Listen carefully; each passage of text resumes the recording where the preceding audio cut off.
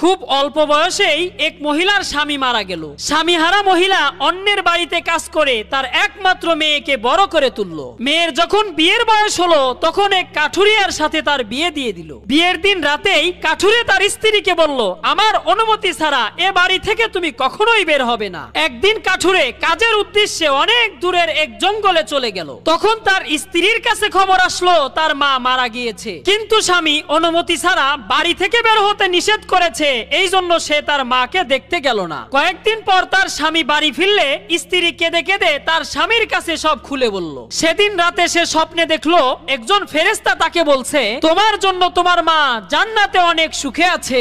সেদিন যদি তুমি স্বামীর কথা অমান্য করে তোমার মাকে দেখতে যেতে, তাহলে তোমার মাকে সেই পাপের ভাগীদার হতে হতো। বন্ধুরা, আল্লাহ ছাড়া যদি কাউকে সেজদা করা যেত, তাহলে সেই স্থান স্বামীরাই পেত।